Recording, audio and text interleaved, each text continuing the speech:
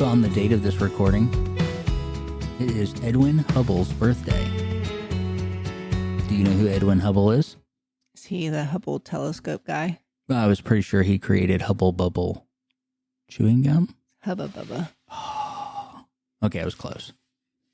So, for today's conversation, we are going to talk about the different kind of services that are accessible. I think that's the right word. Accessible for students that have an IEP. And it's kind of shocking to think about all that is offered for students. So we talked a handful of weeks ago about FAPE, or the Free and Appropriate Public Education Act, Free and Appropriate Public Education. FAPA. Yeah. Anyway, so in the best interest of the students, trying to provide everything that can be provided for them, school districts offer these different services. And so we're going to take just a moment and discuss some of these services. And, but Laura, can you tell us briefly, why would these extra services be provided? Like, what is I understand the whole supplying a free and appropriate public education, but when we start talking about things like physical therapy and occupational therapy and all of that, why is that lumped in there? Well, a lot of times individuals with disabilities have comorbid conditions or comorbid disabilities. These are disabilities that are in addition to or go alongside with their condition or their disability, that can impact different areas of their development.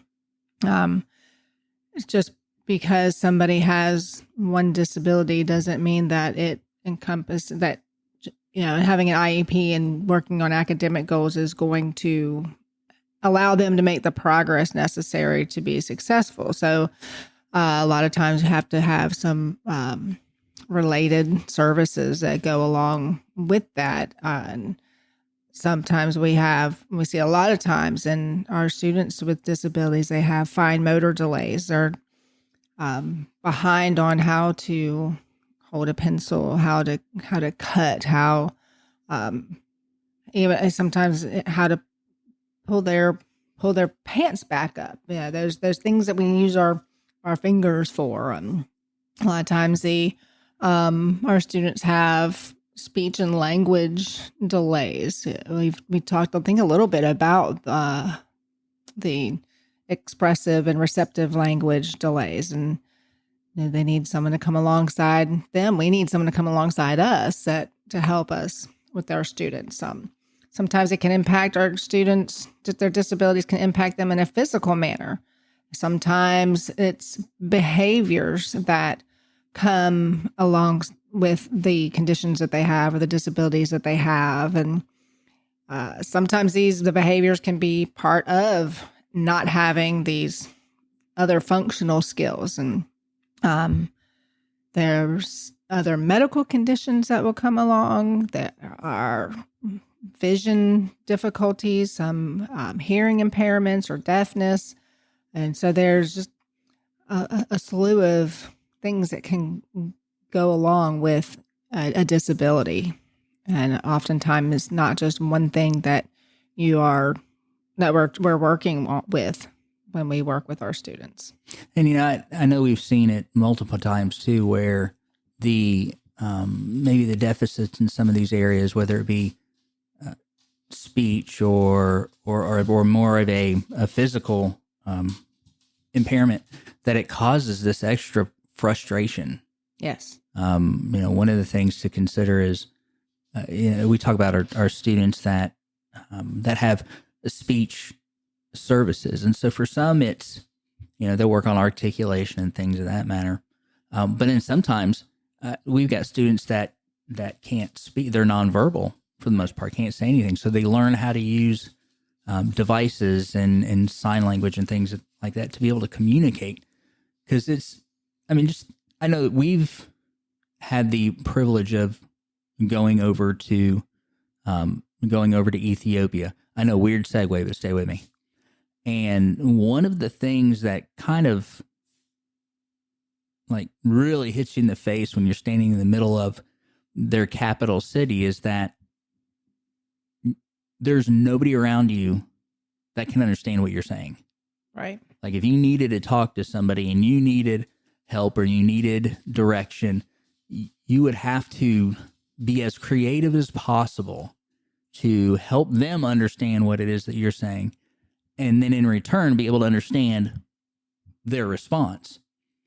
And so I know that when we stand in a place like that, it's kind of overwhelming. It's somewhat can make the anxiety kind of flare up a little. So now let's put ourselves in the place of one of our students that is already struggling academically, but they can't verbalize what it is that's going on in their mind, that's going on in the way that they feel. And so that just brings on a whole bunch of frustration. And if I don't have a healthy way to express what's going on inside of me, it's got to come out in the form of behavior. Right. And so, and that's just one small piece of the puzzle.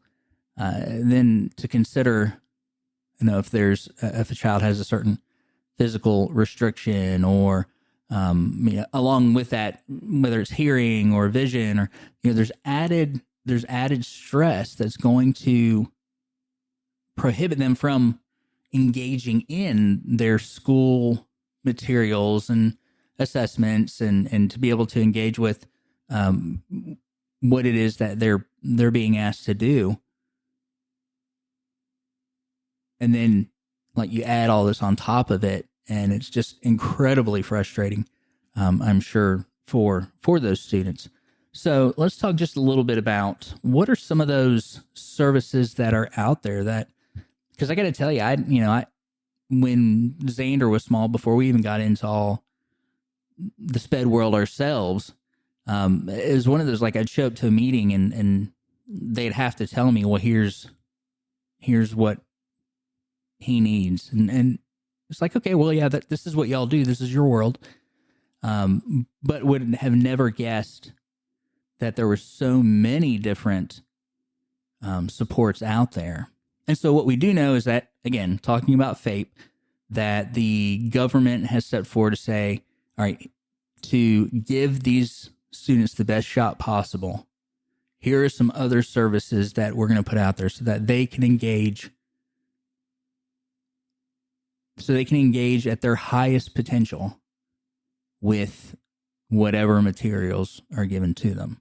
So what are some of those? We already talked about speech a little bit, but what are some of the other ones? Right. Well, touching on that speech and therapy, that I think that's probably the most common, that almost most individuals that have an IEP that are in like our setting and then more of the small group adaptive curriculum, they're going to have that speech therapy. And then you also have students that have an IEP only for speech. Mm-hmm. You have students that have IEPs just for academics. But one of the most prevalent provider or additional services is speech. And you talked about articulation, and I think a lot of times when they're, and I'm sure we'll learn a little more about this in the future episodes, but they work on the things that the students need to be successful. And sometimes articulation isn't one of the first things that they work on, because if they can understand the child enough, we got to focus on some of these other things, which that was one of the things I found that was interesting when I first started in the school system. Is that's what I thought speech did. Well, they taught you how to talk, right? Well, that makes sense. Right. But no, they work on a variety of skills, and whether it's just having conversations, teaching the children how to say good morning, mm-hmm. And how to play cooperatively sometimes, and those positional words, to teach them about verbs and nouns, and I mean, all sorts of things. So it's not just they're going here to learn how to talk. It's really an all-encompassing communication. Then another service that a lot of our students are qualify as occupational therapy. I think we touched on this a little bit in one of our other episodes, because people think, well, occupational therapy, that's, the therapy that you get for, doing jobs or skills. And well, in the school setting, that school is our kids' jobs.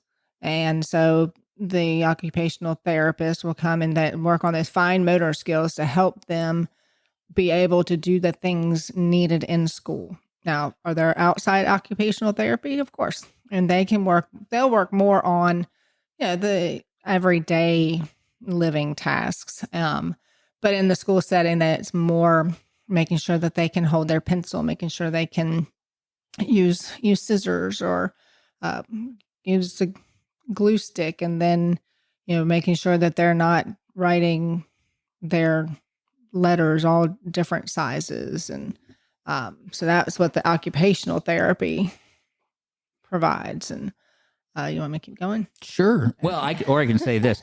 So I know that we've been able to work with some really cool occupational therapists over the years, but the one that we get to work with now is really cool because, so over the summer, my dog bit my finger off. Well, not my whole finger, but the top third of it, and it was gross. It was like hanging there by skin, and anyway. Yes, I was there. So yeah, I know it was a crazy experience.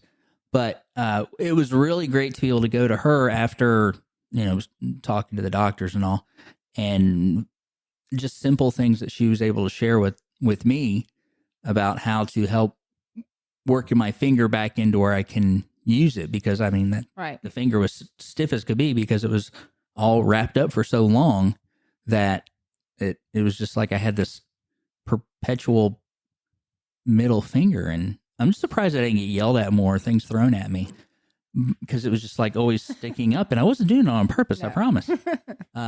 But her understanding of how, the joints and I hit my microphone. But her understanding of how, the joints and the fingers work and all that, and to be able to give me some direction on how to get where I can use my hands. So now, take that same concept into for a student that, may have more struggle than just they got the top of their finger bit off, right? Some real developmental issues that. So now, again, kind of like we did with I was talking about the whole Ethiopia thing. Take a kid and put them in a classroom and ask them to write a sentence. Well, most kids don't want to write sentences, right? No. I don't like writing sentences. I'm 47 years old and I don't like writing sentences, but I just don't like it. It's not that I can't do it. So now, again, put yourself in the place of one of these kids that they go to school, there's academic requirements, but I can't hold a pencil right. So how in the world am I going to be able to spend any of my time focusing in on what you're trying to teach me when I can't write it? Right. And so again, that's another place where one of these services steps in to help give this platform for the student to be able to engage more in their education. So what else we got? Physical therapy. Yep. I don't know anything about that one. No. Nope. Other than it's therapy and it's physical. Right? Does that make you think of that song? Who is it? Let's get physical. No. Sorry. It's okay. Anyways. I have the voice of an angel. So no, I know a little bit about physical therapy. So remember, again, we're talking about all school-based. Right. So there is a big difference, and in the near future, we're going to have people on to that understand this stuff way better than I do anyway. But the physical therapy in a school setting, the purpose behind it, or the point, is to help the child to participate, or the student to participate in what's going on. So if we can give this extra physical therapy, the hope is that in turn, that student will be able to engage in the same things that his typically developing peers engage in, right? So given that extra step, that extra push, so that they can experience to the fullest extent the same thing that their friends are experiencing. So with that, with the physical education, it can work on, or physical education, that's PE. Physical therapy, what it does is it helps them to not only go further in their schooling, but then there is consideration for future employment, right? So all of these things build on each other, right, for the betterment of the child, because it's not, I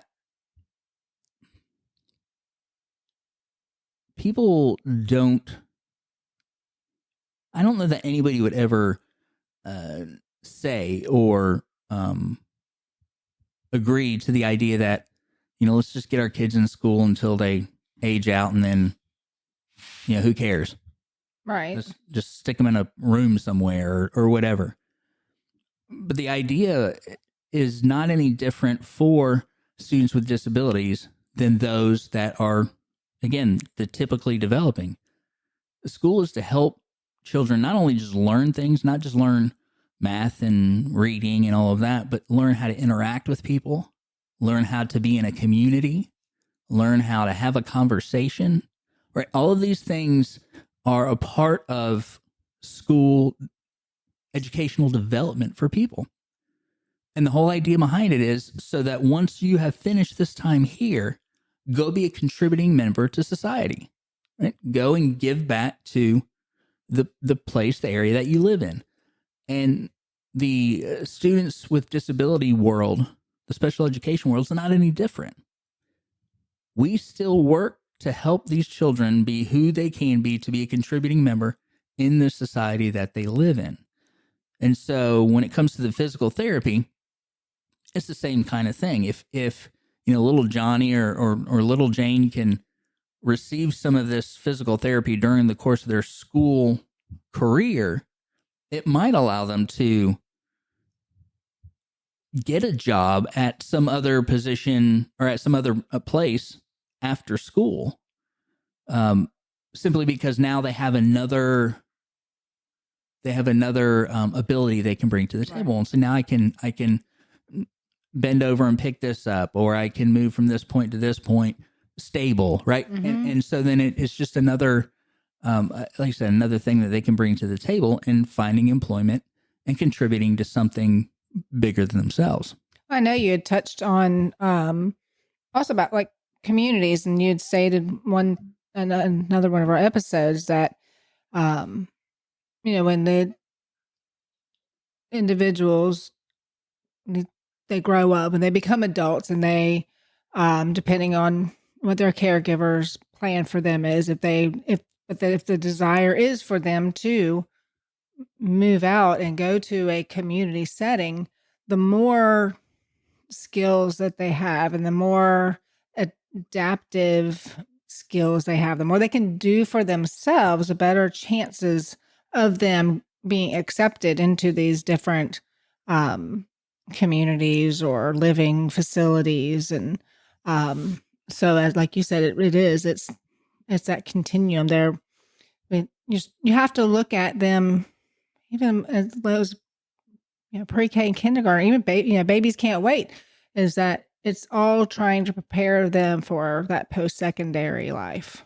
Well, and we found too that in a lot of our research and looking for things for the possible future for Xander, is that it's very similar to students that start applying to colleges.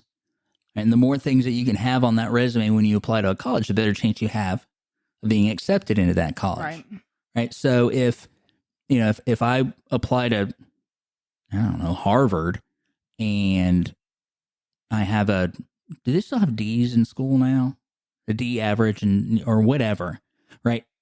I have not positioned myself very well for that. Right. I've not taken the time. If I haven't done extracurriculars, if I haven't done all this other stuff, been involved in different groups and different programs and different this and different that, if I haven't done things that catch the eye of the decision makers at that educational setting, I'm not going to be accepted. Well, we found that when it comes to students with disabilities, that the more they can bring to the table, the better chance they have of being accepted into these different areas. Because what they don't want is this: is, you don't want to push somebody into an environment that they cannot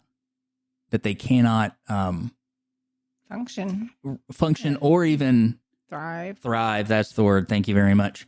That they can't thrive in, because then it just adds to the frustration for them. It adds to the frustration of the people that are running the program, and it'll take away from what they can do for the ones that can thrive, right? Never suggesting that anybody's less valuable. Right. But there are opportunities out there for everybody of every different ability. Yeah. Mm-hmm. And so to take the time now, as you say quite often, do all the hard work up front, it better prepares those students for those options down the road. It's true. I know, I said it. That's all I do is say true things. Sometimes. So what do we talk about? Let's see. We talked about OT, PT. Speech. We talked about speech. What else? What else is there? What else? Yeah. So there's vision therapy. Now that I really don't know anything about. Right. And I think I'm fairly new to this too. Xander's teacher last year and the year before, she left the classroom to fulfill this spot, which so mad at her. Apparently it is definitely needed in the county, but oddly enough, it isn't always offered. It can kind of go state by state.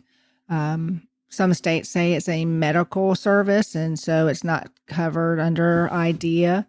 Other states do offer it, but what it does is it helps. The vision therapist will come in and they'll work with the students and try to help retrain their brain so they understand and process that visual information more effectively and efficiently. And so, through different activities and different exercises, they work with them to be able to help them understand what it is they're seeing. Yeah, and it's not, and I think that's a really important thing to identify too, is it's not about just having poor vision. No. Like I know we've been again fortunate enough to hang around a lot of people that know a lot of things that we don't. And for instance, we've talked about how myself, when I'm reading a book or if I'm reading something online, that for whatever reason my eyes are like drawn to the space between the sentences. Right. And then I end up reading the same line over and over and, kind of lose my place. And so now I'm using all of this time to try to figure out what I'm reading. Then I'm not spending a whole lot of time comprehending what I'm reading. So I have to keep going over it over and over and over again. And so it's things like this that somebody that works with vision would assist in, not necessarily just being able to see, but that communication that takes place from whatever it is that the student's looking at to processing it in their mind, right? Seeing what's there, and then at the same time being able to walk down that path of, I see this, I understand it as this, comprehending what it is that I see, and then moving on from there, versus spending that extra energy trying to say, decode or stay focused on the line or whatever other things might get in the way of being able to really understand what it is that you're seeing. Right. And so that's important to keep in mind as well. And we know that there's hearing services, and those can range from, like, I know I've seen situations where there's a little bit of time that someone would come in and work with making sure that the child is taking care of their hearing aids properly and that they're staying clean and functional and, just adding support that way. And then there's other areas where there's more sitting and working with the Right. student. Do you have anything to add to that? No, I don't think so. Just like you said, they come in and whether it be just partial hearing loss or complete hearing loss, and so there seems like there's a whole range of help that can be given there. And I know we've also seen where the county will go out and find people that know sign language, that can speak to those that are deaf or hard of hearing, that know how to sign. And so the reason we bring all this up in this manner is it's important to know that I think when you have law like IDEA, right, it can be interpreted in many different ways. And so I think that what it is in sharing this information, what we want to put out there is, if you think your kid needs it and you don't know if it's there, ask questions.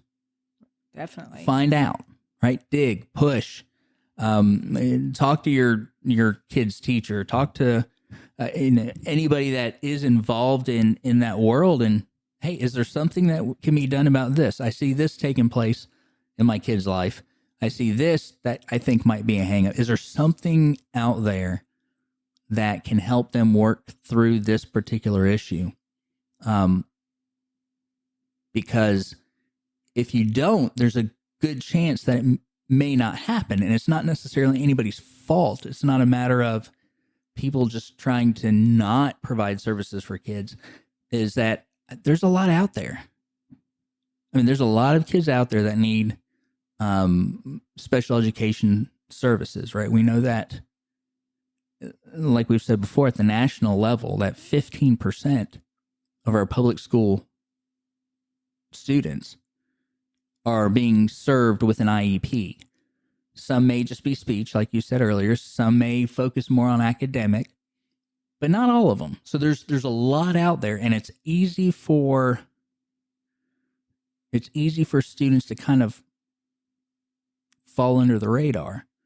So there's nothing wrong with a parent, a guardian, going to a special education teacher and saying, hey, I'm really concerned about this.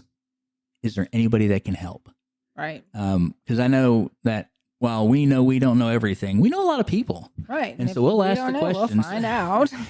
and so really that's the whole thing. And we haven't even, I mean, that's just the ones that we know about. And we know there's all kinds of stuff out there.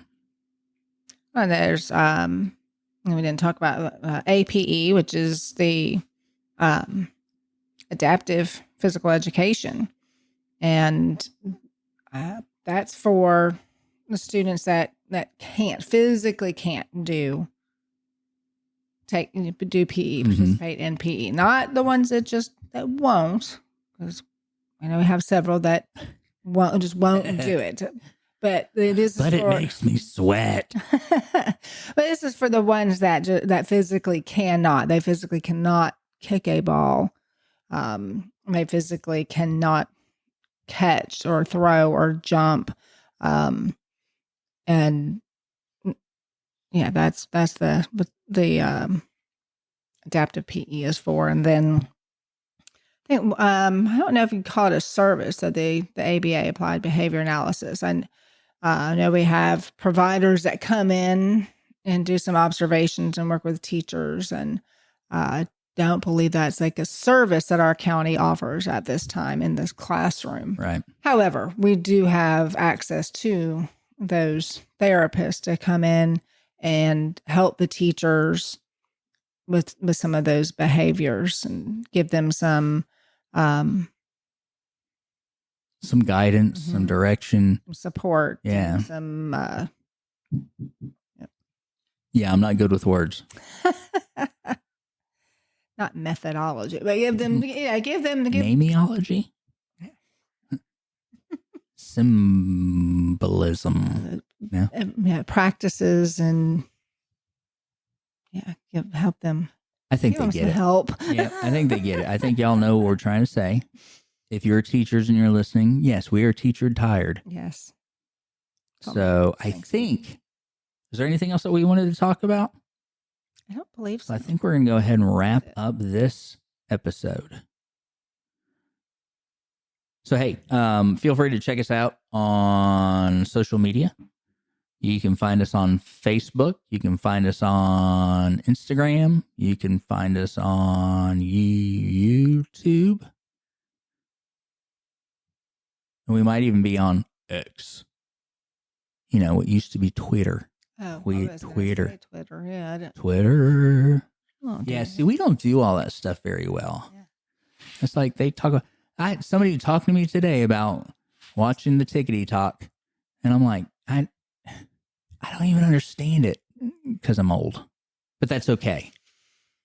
That's okay. So anyway, until next time, I'm Jared. I'm here with my awesome wife, Laura, and we'll talk to you later. Talk to you next time.